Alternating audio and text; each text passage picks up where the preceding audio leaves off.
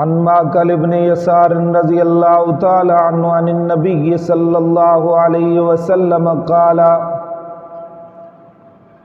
حضرت معقل بن یسار رضی اللہ تعالی عنہ سے روایت ہے، وہ امام الانبیاء صلی اللہ تعالی علیہ وسلم سے روایت کرتے ہیں،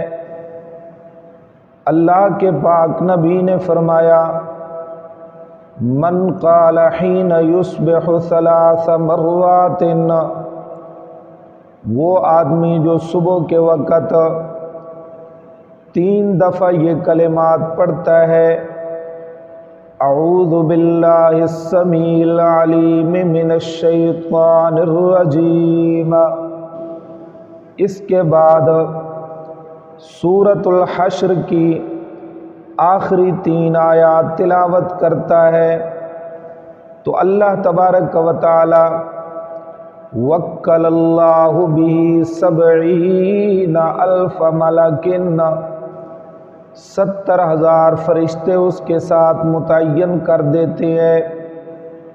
یصلون علیہ حتی یمسی، جو اس کے لیے خیر و بھلائی کی توفیق کی دعا کرتے رہتے ہیں شام تک، اور اس کے لیے بخشش کی دعا کرتے رہتے ہیں۔ وَإِن مَّاتَ فِي ذَلِكَ الْيَوْمَ مَاتَ شَهِيدًا، اور اگر وہ بندہ اس دن فوت ہو گیا تو شہید مرتا ہے۔ اسی طرح اگر اس بندے نے شام کے وقت یہ کلمات کہے، اعوذ باللہ السمیع العلیم من الشیطان الرجیم 3 دفعہ، اور اس کے بعد سورۃ الحشر کی 3 آیات جو ہیں آخری وہ پڑھی، هو اللہ الذی لا الہ الا ہو سے آخر سورت تک،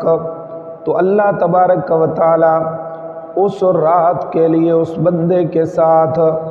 70,000 فرشتے متعین کر دیتے ہیں، جو ساری رات اس بندے کے لیے